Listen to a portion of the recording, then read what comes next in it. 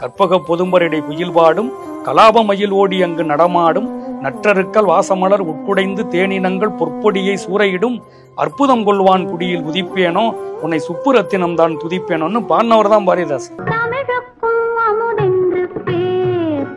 நவீன சமூகத்தை கட்டி அமைத்ததில் மிக முக்கியமான ஒரு படைப்பாளராக இருக்கிறவர் பாரதிதாசன். இப்ப எல்லாருக்கும் எல்லாம் அப்படின்னு ஒரு திட்டத்துக்கு பேர் வைக்கிறாங்க. அது எங்கிருந்து வருது அப்படின்னா, எல்லாரும் எல்லாருக்குமான வையத்தை நோக்கி நகருதல் அப்படிங்கிற பாரதிதாசனுடைய ஒரு கவித்துவமான ஒரு சொல்லாட்சியிலிருந்து தான் இந்த பொருத்தமான இந்த திட்டத்துக்கு பெயரை அங்கிருந்து தான் எடுக்கிறாரு. அப்படி ஒரு மிக பொருத்தமான ஒரு கவிஞர் பாரதிதாசன். காட்டுமிராண்டி மொழின்னு பெரியார் சொல்லிட்டாருன்னு சொல்லி கூவுறாங்க இல்லையா, பாரதிதாசன் ஆமா காட்டுமிராண்டின்னு ஐயா சொன்னது சரிதான், அதை அவர் ஆமா என்று ஆதரித்து எழுதியிருக்கிறார. ஏண்டா இவ்வளவு முட்டாள்தனத்தையும் மூடத்தனத்தையும் அறியாமையும் வச்சா அப்புறம் அவர் கேட்க மாட்டாரா?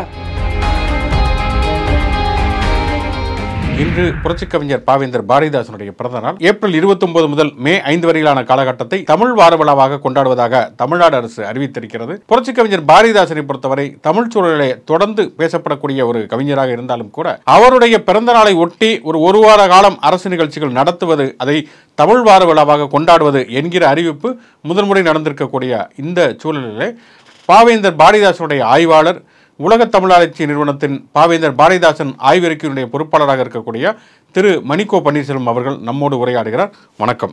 வணக்கம் தொடர். புரட்சி கவிஞர் பாவேந்தர் பாரதிதாசன் இவருடைய பிறந்தநாள் விழா ஒரு வார காலம் தமிழ் வார விழா என்று தமிழ்நாடு அரசு அறிவித்திருக்கிறது. இந்த அறிவிப்பினுடைய முக்கியத்துவம் என்ன அப்படின்னு நினைக்கிறீங்க? இல்லை, இது மிக வரவேற்கத்தக்க ஒரு அறிவிப்பு தான்.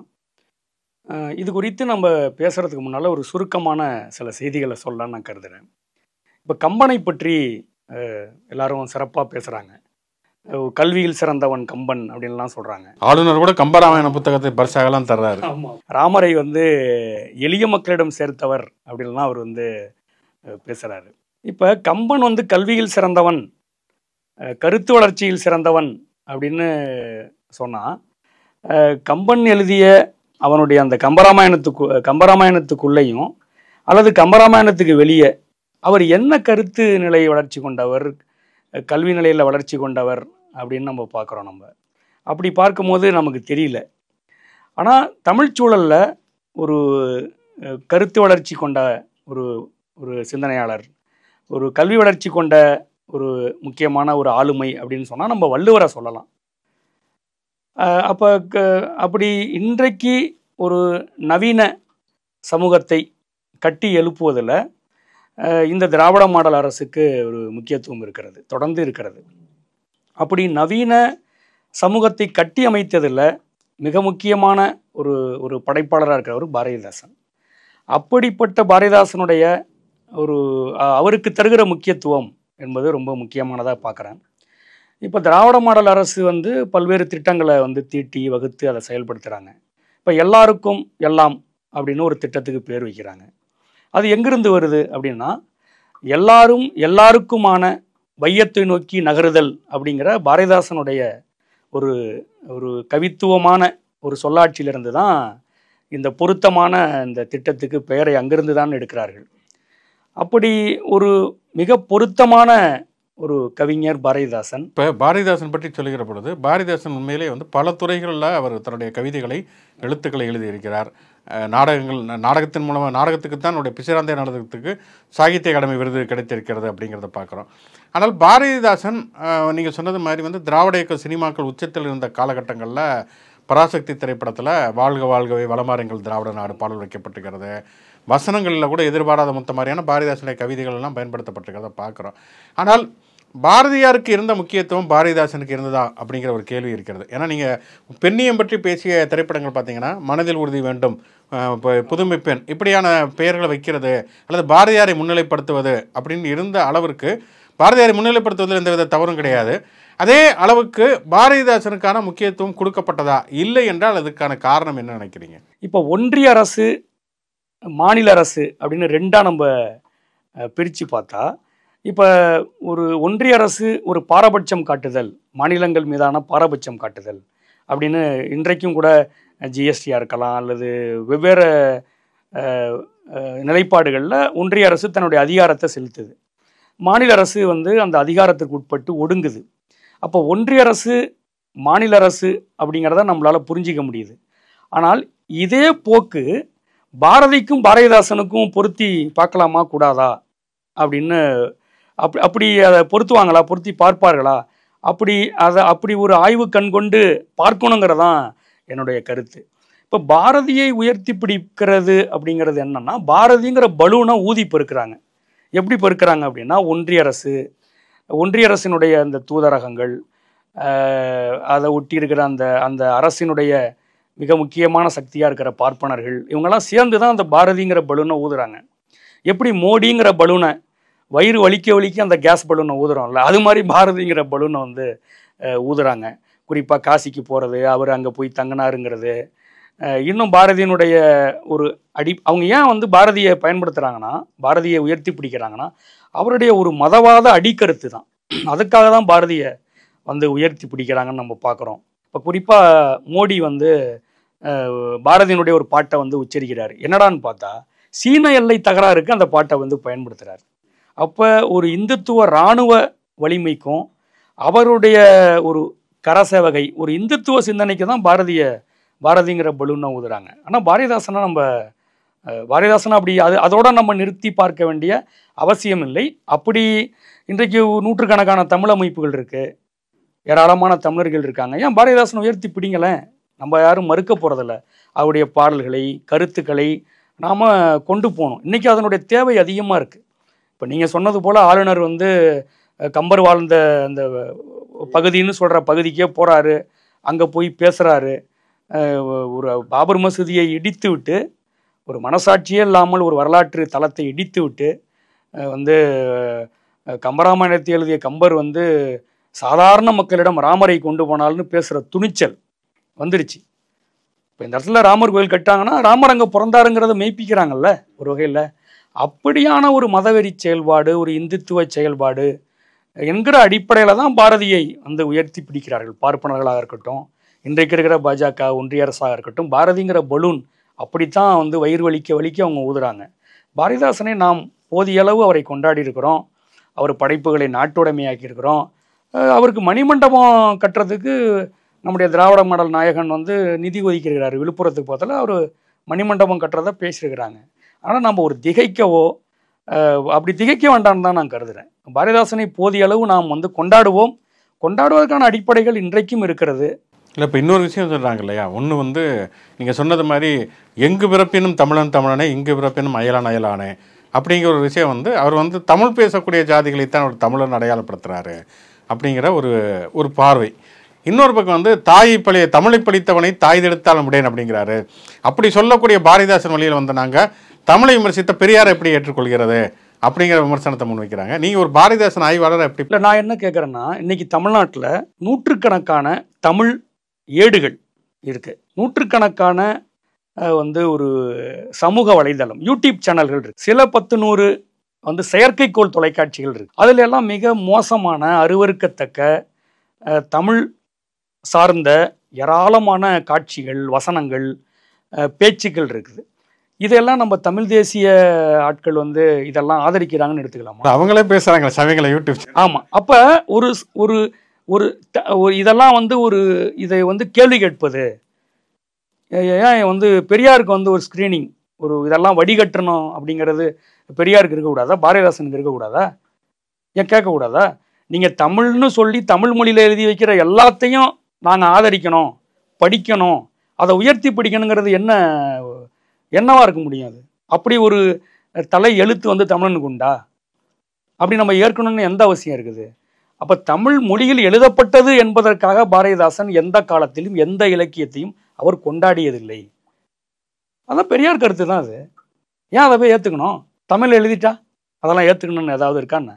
அப்போ எதை கொள்ள வேண்டுமோ அதை கொண்டும், எதை தள்ள வேண்டுமோ அதை தள்ளியும் தான் வாழ்நாள் முழுக்க பாரதிதாசன் எழுதி குறித்தார். அதைத்தான் பெரியார் சொல்கிறாரு. அப்போ பெரியார் பாரதிதாசனுக்கு ஒரு நியாயம், உங்களுக்கு ஒரு நியாயமா? அது எப்படி சொல்ல முடியும்? எங்கு பிறப்பினும் தமிழனே அப்படிங்கிற பாட்டை தயவுசெய்து நீங்கள் படித்து பாருங்கள். அதனுடைய மிக அடிப்படையான அதனுடைய மையம் என்னன்னா, அது ஆரியத்தை தான் பேசுது. ஆரிய பார்ப்பனியத்தை தான் அந்த பாட்டு குறிவைத்து அதை வந்து பேசுது. நீங்கள் அந்த பாட்டை எடுத்து யாருக்கு பயன்படுத்துகிறீங்க? மலையாளிக்கு எதிராக, தெலுங்கனுக்கு எதிராக நீங்கள் பயன்படுத்துகிறீங்க. பாரதிதாசன் வந்து தெலுங்கனுக்கும் மலையாளிக்கும் ஏதாவது ஒரு பயன்படுத்தினாரு அப்படி அந்த பாட்டை? இது எவ்வளோ பெரிய அநீதி! நீங்கள் பாரதிதாசனை திரிக்கிறதுன்னு முடிவு பண்ணிட்டீங்க. பாரதிதாசனை பெரியாரிடமிருந்தும் திராவிட இயக்கத்திடமிருந்தும் கத்தரித்து அந்த தொப்புள் கூடிய உறவை வந்து அத்து அப்படியே பாரதிதாசனை உங்களுக்குள்ளே புதைக்கலாம்னு நினச்சா அது என்ன எவ்வளோ பெரிய அநீதி! இது எப்படி வந்து ஏற்க முடியும்? சும்மா 2 பாட்டை எடுத்து போடுறது அப்படியே, பாரதிதாசன் அப்படி சொன்னார் இப்படி சொன்னார்னு 2 பாட்டை எடுத்து இது ஒரு கொளுத்தி போடுவது அப்படின்னு தான் நான் பார்க்குறேன். இதில் எந்த வரலாற்று அடிப்படையும் கிடையாது.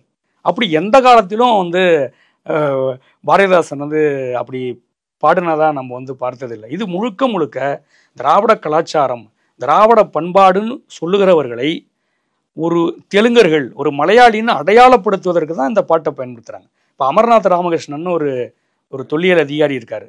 இந்த பாட்டை எடுத்து அவரை அவமானப்படுத்துகிறாங்க. ஏன்னா அவர் திராவிட நாகரிகன்னு சொல்கிறாரு. பத்தியா இவன் ஏதோ வேற ஒரு இனத்தை சார்ந்தவன், அதனால தான் திராவிட நாகரிகன்னு சொல்கிறான். ஆனால் தமிழன் அப்படி கிடையாது. எங்கு பிறப்பினும் தமிழன் தான். தமிழனாக இருந்தால் அப்படி அவன் பேச மாட்டான். இப்படின்னு ஒரு மிக மோசமாக வந்து பயன்படுத்துறது தான் இந்த பாட்டுக்களை வந்து இவங்க பயன்படுத்த. இவன் மட்டும் கிடையாது, கம்பன் கழகத்துக்காரர்கள் கூட இப்போ அண்மையில் ஒரு தொகுப்பு வெளியிட்டுருக்கிறாங்க. அவங்க வெளியிடலை, அவங்க அதில் கட்டுரையெல்லாம் எழுதிக்கிறாங்க. அந்த தொகுப்பை படித்து பாருங்கள். பாரதிதாசனுடைய குமரகுருபர் நாடகத்தை எடுத்து வச்சுக்கிட்டு பாரதிதாசன் ஒரு முதலியார், ஒரு சைவ முதலி, அவர் பாருங்க இப்படி சைவத்தை உயர்த்தி பிடிக்கிறாருன்னு பச்சை அயோக்கியத்தனமாக திருச்சி எழுதுறாங்க. இந்த சுப்பிரமணிய தூதி எமது எழுதியிருக்கிறார். அவர் வந்து திராவிட இயக்க சிந்தனைகளுக்கு வருவதற்கு முன்பாக பாரதிதாசன் சுப்பிரமணிய தூது எல்லாம் இவர் எழுதியிருந்தாலும் கூட 28க்கு பிறகு அவர் மிகப்பெரிய மாற்றத்துக்கு வந்து உட்படுறார்.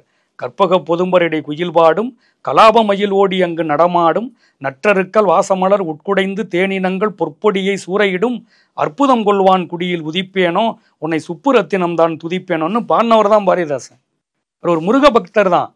ஆனால் அவருக்குள்ள கட்டமாக வந்து அவருக்குள்ள ஒரு மாற்றம் ஏற்படுது. அவர் அடிப்படையில் ஒரு தமிழாசிரியர், ஒரு புலவர் இல்லையா? பெரியாருடைய சுயமரியாதை கருத்துக்களும் இயக்க கருத்துக்களும் வந்ததுக்கு பிறகு ஒரு பாய்ச்சல் ஏற்படுது. அவர் அதான் போய் அறிவிக்கிறார்ல வீட்டில், பழனியம்மா இனிமேலுக்கு நம்ம வீட்டில் வந்து தீபாவளியே கிடையாது அப்படின்னு அறிவிக்கிறாரு. அவர் பெரியார் இயக்கத்தினுடைய அந்த கருத்துக்களை உள்வாங்கினதுக்கு பிறகு ஏராளமான புலவர்களும் வீட்டை முற்றுகையிடுறாங்க. ஒவ்வொரு நாளும் விவாதம் போகுது. ராமாயணம் பற்றியும் பாரதங்களை பற்றியும் ஏராளமான விவாதம் போகுது. அப்படி ஒரு பகுத்தறிவு கவிஞனை, ஒரு சுயமரியாதை படைப்பாளியை, பெரியாரை வாழ்நாள் முழுக்க தன் நெஞ்சத்தில் வைத்து கொண்டாடி அவரையே வந்து இலக்கிய வடிவப்படுத்திய, ஆக்கப்படுத்திய ஒரு கவிஞனை வந்து இப்படி வந்து மனசான்று இல்லாமல் வந்து நீங்கள் வந்து திரித்து சொல்வது என்பது ரொம்ப அநியாயமானது, அயோக்கியத்தனமானதுன்னு தான் நான் பார்க்குறேன். இப்போ நீங்கள் திராவிட இயக்கத்துக்கும் பாரதிதாசனுக்கும் உள்ள தொடர்பு பற்றி சொல்லுகிற பொழுது, இப்போ பெரியார், அண்ணா, கலைஞர் இவங்களுக்கும் பாரதிதாசனுக்கும் இடையிலான உறவுகள் எப்படி இருந்தது? பெரியாரை வந்து அவருடைய கருத்துக்களை, அவருடைய செயற்குழு தீர்மானங்களை, அவருடைய பொதுக்கூட்ட பேச்சுக்களை வாழ்நாள் முழுக்க அவர் வந்து இலக்கியப்படுத்தினார். அதனால தான் அவரை வந்து இயக்கவாத பாவலர்னு நம்ம சொல்கிறோம். அவர் வந்து ஒரு மூமெண்ட் போயட்டு தான் அவர். அப்படி தான் அவர் வந்து இருக்கார். அவர் சின்ன சின்ன இடங்களில் சில முரண்பாடுகள் அவர்கிட்ட வந்து இருந்திருக்குது. அந்த முரண்பாடுகள் வந்து ஒரு பெரிய நிலைப்பாடாக நம்ம கருத வேண்டியதில்லை. அப்படித்தான் பெரியார் மேலே அவர் தொடர்ந்து அவருடைய கருத்துக்களை தான் வந்து ஆக்கப்படுத்தியிருக்கிறார். கலைஞர் பெரியாருடைய பாரதிதாசனுடைய பாடல்களை எல்லாம் அவர் தொடர்ந்து கையாண்டிருக்கிறார். பாண்டிச்சேரியில் திராவிட கழக மாநாடு நடக்கிறப்ப பாரதிதாசனும் தாக்கப்படுகிறார், கலைஞரும். ஆமாம், கலைஞர் கடுமையாக தாக்கப்படுறார். ஆமாம், அதெல்லாம் வரலாற்றில் நம்ம பார்க்குறோம். அது அப்படி திராவிட இயக்கம், திராவிடர் கழகம்தான் தொண்டுக்கான இடம்னு வந்து பாரதிதாசன் வந்து எழுதியிருக்கிறாரு. அவர்கிட்ட இருக்கிற அந்த சுயமரியாதை, திராவிட இயக்கத்தினுடைய மிக அடிப்படையானது அந்த செல்ஃப் ரெஸ்பெக்ட், அந்த சுயமரியாதை. அந்த கருத்தை தான் ஊதி ஊதி ஊதி ஊதி வந்து பாரதிதாசன் எல்லாத்துலேயும் வந்து அவர் எழுதியிருக்கிறார். ஏன்னா ஒரு மனிதன் வந்து ஒரு சுயமரியாதை பெறுவது, அவனுக்கு இருக்கிற தன்னுணர்வை வந்து அவன் வந்து காண்பது, ஒரு செல்ஃப் ரெஸ்பெக்ட் இல்லையா? அந்த சுயம் வந்து நசுக்கப்படுதில்லை இன்றைக்கி சமுதாயத்தில். ஆன்மாங்கிற கருத்து, பல கருத்துக்களால் நம்முடைய சுயம் நசுக்கப்படுது. ஒரு மனிதன் பிறந்து அவன் இறக்குற வரைக்கும் அவன் எதுக்கு தயாராகிறான்னா பரம்பொருள், இது பரலோகத்துக்கு தான் தயாராகிறான் இல்லையா? ஒரு பரலோகத்தில் ஒரு ஜட்ஜ்மெண்ட் டே, ஒரு தீர்ப்பு நாள்னு இருக்கும். அந்த தீர்ப்பு நாளில் தான் ஒரு மனிதனுக்கு வந்து நல்லது கெட்டதை வந்து கழித்து கூட்டி அவனுக்கு வந்து தண்டனையோ அல்லது அடுத்த பிறப்போ வழங்கப்படுது அப்படிங்கிற ஒரு கருத்து இருக்குல்ல. இந்த கருத்தை எதிரான இதை உடைக்கிறதுக்கான இதெல்லாம் சேர்ந்தான ஒரு மனிதனை ஆழ்த்திக்கிட்டு இருக்கு மயக்கத்தில். அந்த மயக்கத்தை தெளிவிக்கிற அதிலிருந்து ஒரு ஒரு விடுபட்ட ஒரு அறிவியல் பாங்கான ஒரு சுயத்தை வந்து கட்டி எழுப்புற ஒன்றை தான் பாரதிதாசன் வந்து பேசினார். அந்த அடிப்படையை வழங்கிய ஒரு மெய்யியலாளராக இருந்த பெரியாரை ஆதரித்தார். பெரியாருடைய மெய்யியலை அடுத்தடுத்த கட்டமாக அண்ணா, கலைஞர் போன்றவர்கள் ஆட்சியல் வடிவங்களில் அதை வந்து அவர் நகர்த்தி கொண்டு போனார்கள். இதையெல்லாம் தான் பாரதிதாசன் வந்து கவித்துவப்படுத்தினார், நாடக வடிவிலே எழுதினார். அல்லது கேட்டலும் கிளத்தலும் என்று சொல்லுகிற ஒரு கேள்வி விடை, அந்த காலத்தில் வந்து கேள்விகள் கேட்கிறது, ஒரு மடல் எழுதி போடுவாங்க, அந்த கேள்விக்கு வந்து விடை இருப்பாங்க. அந்த பத்திராதிபதியார் இருக்கார் இல்லையா, அவர் விடையளிப்பார். அப்படி பாரதிதாசனுடைய கேட்டலும் கிளத்தலாம் படிச்சிங்கன்னா ரொம்ப வியப்பாக இருக்கும். ஏன்னா காட்டுமிராண்டி மொழின்னு பெரியார் சொல்லிட்டாருன்னு சொல்லி கூவுறாங்க இல்லையா. பாரதிதாசன் ஆமாம் காட்டுமிராண்டின்னு ஐயா சொன்னது சரிதான், பாரதிதாசன் உயிரோடு தானே இருந்தார் அப்படி சொல்லும் போது அதை அவர் ஆமா என்று ஆதரித்து எழுதியிருக்கிறார. ஏன்டா இவ்வளோ முட்டாள்தனத்தையும் மூடத்தனத்தையும் அறியாமையும் வச்சா அப்புறம் அவர் கேட்க மாட்டாரா? நீ வேணா அதை மாற்றி எழுது அப்படின்னா ஏன் பாரதிதாசன் மணிமேகலை வெண்பா எழுதணும்? பாரதிதாசன் வந்து ஏன் வந்து கண்ணகி புரட்சி காப்பியம் எழுதணும்? அப்படியே சிலப்பதிகாரம் அல்லது மணிமேகலை இதெல்லாம் அப்படியே கொண்டாடிட்டே போகலாமே. அப்போ தள்ளுவதை தள்ளிவிட்டு கொல்லுவதை கொண்டு தானே அவர் வந்து படைக்கிறாரு. இப்போ பாரதிதாசனுடைய கவிதைகள் எழுத்துக்கள்னு பார்க்குறப்ப தமிழ் உணர்வாக இருக்கட்டும், அல்லது சுயமரியாதை, பகுத்தறிவு, கடவுள் மறுப்பு, அதே மாதிரி நவீன சிந்தனைகள், போர் எதிர்ப்பு சிந்தனைகளாக இருக்கட்டும், அதெல்லாம் இன்றைய காலகட்டத்துக்கு மிக தேவையான ஒரு விஷயமாக இருக்கிறது. இன்றைக்கு இருக்கக்கூடிய ஒரு இளம் தலைமுறை, அதாவது வாசிப்பிலிருந்து வெகு தூரம் விலகி போய்விட்ட இளம் தலைமுறையிடம் பாரதிதாசனை அவருடைய அந்த நவீன சிந்தனைகளை கொண்டு போகணும்னா என்னென்ன மாதிரியான வடிவங்களை நம்ம வந்து முன்னெடுக்கலாம்னு நினைக்கிறீங்க? இல்லை, நான் என்ன நினைக்கிறேன்னா, சமூக தளத்திலும் சரி, கல்வி வளாகத்திலும் சரி, ஒரு ஒரு பாரதிதாசனை கொண்டு போவதற்கான அதை திணறடிப்பது, அதை முட்டுக்கட்டை போடுவதுங்கிற சில சக்திகள் இருக்கு. அந்த சக்திகளையும் நாம் இனம் கண்டு கொண்டு அதன் ஊடாகத்தான் வந்து பாரதிதாசனை மீட்டெடுக்க வேண்டும்னு கருதுகிறேன். அதில் மிக முக்கியமான ஒரு முட்டுக்கட்டையாக நம்மளை திணறடிக்கிற ஒன்றாக இருப்பது கம்பன். இந்த கம்பராமாயணம் என்கிற ஒரு தனி பிரதி, ஒரே ஒரு புத்தகம், அதை வச்சுக்கிட்டு அதுக்கு ஒரு கழகம்ங்கிற பெயரை வைத்து கொண்டு இவர்கள் அடிக்கிற கும்மியும் இவர்கள் அடிக்கிற ஜல்லியும் இருக்குல்ல, அதை நாம் வந்து முதல்ல அம்பலப்படுத்த வேண்டியது இருக்கிறது. அப்படி அம்பலப்படுத்துவது என்பது பாரதிதாசனிலிருந்தே அம்பலப்படுத்துகிற சாத்தியங்கள் இருக்கிறது. கம்பன் கழகம் கடலூரை தாண்டினால் கால் ஜோட்டாவில் அடிப்பேன் என்று பாரதிதாசன் பதிவு செய்திருக்கிறார். அண்ணாவே பாரதிதாசனை ஒரு மாநாடு நடக்க போகுது, நீங்கள் அதுக்கு வாங்க, அக்கம் பக்கமாக கம்பன் கழகம் அங்கே நடத்துகிறாங்க, நீங்கள் வந்து அங்கே பேசினாதான் இவனுங்கெல்லாம் பயப்படுவானுங்க அப்படின்னு அண்ணாவே பாரதிதாசனுக்கு மடல் எழுதியது அண்ணாதுரை போன்றவர்கள் தன்னுடைய, அண்ணாதுரை என்கிற ஒரு ஆய்வாளர் தன்னுடைய குறிப்பிலே வந்து பயன்படுத்துகிறார். அப்போ கம்பன் கழகம் என்கிற மிக மோசமான ஒரு RSS கூடாரம் இன்றைக்கும் செயல்படுகிறது. இன்னொன்று பாரதியின் பெயர், பாரதியியல் என்கிற ஒரு தீய சக்தி, தீய விளைவு தமிழ்நாட்டில் செயல்படுது. இந்த ரெண்டும் தான் பாரதிதாசனை திணறடிக்கிற ஒன்றாக இருக்குது. அவங்க தான் அறிமுகப்படுத்த விட மாட்டாங்க, பாரதிதாசனை கொண்டு போகிறதுக்கே விட மாட்டாங்களே. பாரதிதாசனை பற்றி கற்றையே போட மாட்டான், இந்த பார்ப்பன ஏடுகள் போட மாட்டானே. அப்போ இந்த சக்திகளுக்கு எதிராக நம்ம போராடணும்னா இதை அம்பலப்படுத்தி கொண்டே இந்த ஒரு நூற்றாண்டு காலம் தமிழ்நாட்டில் நடந்த சுயமரியாதை முயற்சியினுடைய ஒரு இலக்கியமயப்படுத்திய பாரதிதாசனை நாம் வந்து மீண்டும் அவருடைய பாடல்களை, அவருடைய இலக்கியங்களை நாம் கொண்டு போனோம். அதை ஒரு தனியாகவே அவருடைய கட்டுரைகளை, இப்போ பாடல்களைத்தான் பாடத்திட்டங்களில் வைக்கிறாங்க, பேசுகிறாங்க. பாரதிதாசனுடைய கட்டுரைகளை பாடத்திட்டத்தில் கொண்டு வரணும். அவருடைய மிக முக்கியமான ஆழமான அரசியல் சார்ந்த, பண்பாடு சார்ந்த, வரலாறு சார்ந்த ஏராளமான கட்டுரைகளை அவர் எழுதியிருக்கிறார். பாவேந்தம் என்கிற ஒரு தலைப்பில் அவருக்கு தொகுத்திருக்கிறாங்க. கிட்டத்தட்ட ஒரு 4-5 தொகுதிகள் கட்டுரை தொகுதிகளே இருக்குது. அந்த கட்டுரைகள் எல்லாம் நம் பாடத்திட்டங்களில் கொண்டு வருவதும், அது சார்ந்த கருத்தரங்குகள், அது சார்ந்த விவாத கூட்டங்களை முன்னெடுக்க வேண்டும். பாரதிதாசன் மன்றங்களை எல்லாம் நாம் வந்து ஒருங்கிணைக்கணும், பாரதிதாசன் ஆய்வாளர்களை ஒருங்கிணைக்கணும். இதை ஒரு பெரிய அளவில் இந்த அரசை, இந்த திராவிட மாடல் அரசு இருக்கிற காலத்திலேயே அதையெல்லாம் நாம் வந்து தொடர்ந்து ஒரு செய்ய தொடங்கினால் பாரதிதாசனுடைய கருத்துக்கள் வந்து போய் சேரும் என்று தான் நான் கருதுகிறேன். புரட்சி கவிஞர் பாரதிதாசனுடைய எழுத்துக்கள் இருக்கக்கூடிய விழுமியங்கள் எல்லா தமிழ் மக்களுக்கும் சென்று சேரும் என்று நம்புவோம். இவ்வளவு தூரம் ஒரு விரிவான உரையை நிகழ்த்தி இருக்கக்கூடிய உங்களுக்கு என்னுடைய நன்றிகள். வணக்கம்.